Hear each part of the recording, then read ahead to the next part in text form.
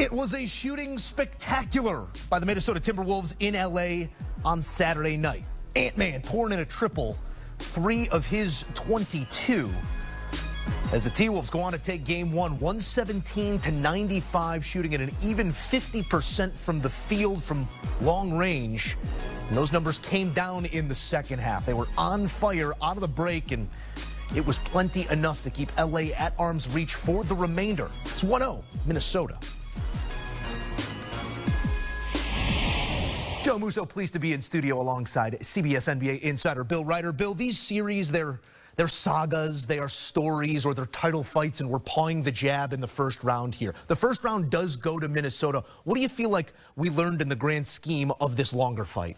That the Timberwolves need Anthony Edwards to be on the floor. When he was out there, they were a different basketball team, as you would imagine. And this game went every way that it needed to for the Timberwolves. Julius Randle showing up in the playoffs. He has not been good in the past.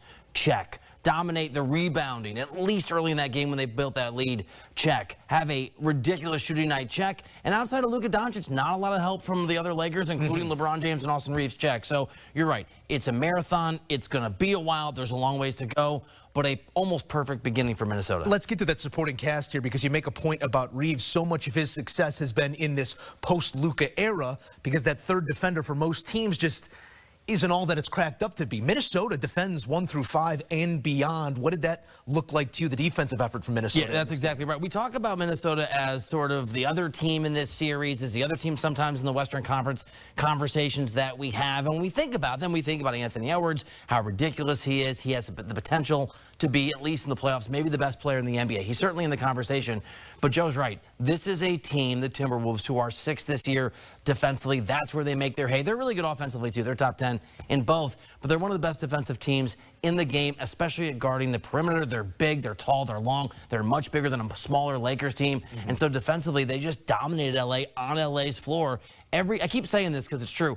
Every single team in the Western Conference that makes the playoffs, other than maybe the team that has to play the Thunder, can make the conference finals and maybe beyond. And that includes a Timberwolves team that may be the 6th seed, but don't look past them. Defensively, superstar. Julius Randle, when he hits shots, they're really dangerous. It's the old trope of game of runs, but we saw a run in the second quarter that really never had any response to it. Outscored by 18 points were the Lakers in that second quarter, and they didn't touch the lead after that. When you look at what they were trying to accomplish offensively, that end of the court for LA, no real fast break points, 6 on the night to show. What is the offensive identity when things do go cold? Well, J.J. Redick's going to take exception to this, because I thought it was interesting that he said in the in-game interview, schematically, everything he did was perfect. They just weren't putting in the effort.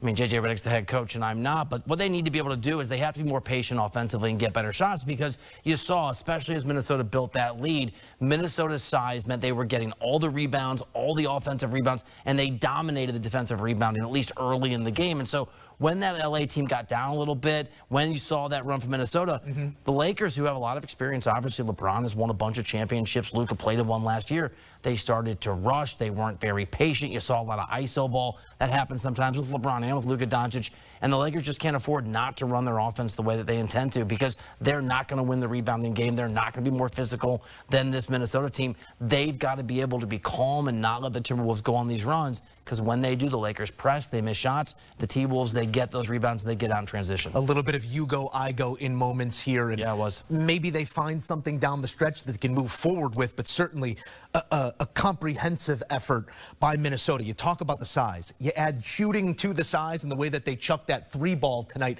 It's going to be a tough team for anybody to beat. Can we expect more of that from Minnesota, or is this the game where maybe everything's fallen and you're going to have to find a different way as the series wears on? I think it's the latter, and I think it's a really good point. I think it's actually good news for the Lakers. It's hard to take silver linings when you lose on your home floor in the opening round of the playoffs. But the reality is, I think 2 things are true. You're not going to see the Timberwolves shoot lights out, especially from the 3-point line at this rate throughout the course of this playoff series. And maybe Julius Randle's going to hit big shots. Maybe I shouldn't disparage a guy who's got all the potential in the world. But we talked pregame, and this is a fact. Entering this series, Julius Randle was one of the worst shooters by shooting percentage in the playoffs in the history of the sport for somebody that had a volume of shots, who plays a lot. he was great in this game. And there were moments where the Lakers made big runs, where he hit big shots, both because Ant was doubled and they got the ball, they moved the ball around the perimeter to Julius Randle. And when Anthony Edwards went out and it looked like maybe the momentum was turning the other way and the Lakers went on that run, Julius Randle stepped up with some big shots. So I think it's unlikely Randle plays at this level the entire series. Maybe he can. I think it's really unlikely that Minnesota's going to hit this number of three-point shots and this percentage of shots. So you're right. They're going to have to find other ways to do it. And some of that's going to be don't let Luka Doncic score 20-plus points in the first half. You told me that happened. That should have been a Lakers win. And so that is something that I'm sure that the Timberwolves are going to look at and say, look, good win. We got to be really honed in on whichever between Luka and LeBron are hot and not let them have those kind of runs. Water finds its level. Shooters shoot to their average. This one was above average in the way that Minnesota poured in that ball from long range. When you're talking about this LA team, so much promise, so much hope. We had that stretch after they added Luka and those couple games before it where they looked like a true title contender. We're not going to overreact to 48 minutes of basketball. What did you make of the effort level here in game one? It seemed to wane in moments. I'm going to overreact because I actually I'm on an island here, Joe. I actually think, look, the Lakers are really, really good. I'm just not as high on them as everybody else is. I think they're 2 stars, and the Timberwolves are actually a great team. And just to give some stats behind that, since the trade deadline, this is a Lakers team that is middle of the pack offensively, middle of the pack defensively, and up there in wins. And why? Because Luka and LeBron, they go out there and successfully, they play hero ball. I'm not sure that, you're right, I'm not going to overreact, but I think what we saw today, maybe not the spread of the game, maybe not how thoroughly Minnesota won this thing. I think the Timberwolves are actually a better basketball team, and I think the Lakers have better basketball players. They have the 2 stars. Now, if Anthony Edwards can be the best player on the floor 3 or 4 nights, I think the Timberwolves win this series. But you're right. I mean, I don't want to overreact, but it's a reminder that the Lakers have to have incredible performances from LeBron and from Luka Doncic. And if one of those guys has an off night, and LeBron did, certainly Austin Reeves has got to be great, and he was not. Ding, ding. Round 1 in the books, and it's decidedly in the camp of the Minnesota Timberwolves. I'm not sure if there was a knockdown in that round, but it was physical. A look at some LeBron James numbers. Bill Ryder, thank you as always. As the largest home playoff loss for the King. You know, it's a different age. Wins and losses, whether by 1, 22, or other, they are what they are. It's a 1-0 lead for Minnesota.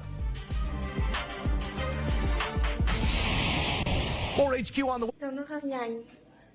Cơm chậm nhất Ở đâu? thì đi xe bình. Lái xe đến nữa. Ở đâu? Ra xuống Bắc Ninh.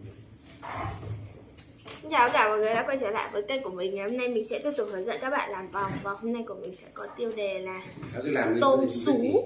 Mọi người, hôm nay vòng của mình sẽ có tiêu đề là video xong hiện ra cái tải tôm biển. Bây giờ mình bắt đầu làm nhé. Tìm đây thì cái việc nó ghi là cái nào mà cái chữ của bạn là chơi xem bộ phim review càng đam mình so với phim 18 cộng với phim của kiểu đồng tính rồi so không làm được cái ok view mấy trăm cả view mà kinh lắm, nhưng bây giờ không nhớ là cái bộ phim đấy nữa. Review càng đám càng đét luôn mà kinh nhớ test phát ra bao tiền luôn. Em xem ở đây xem phim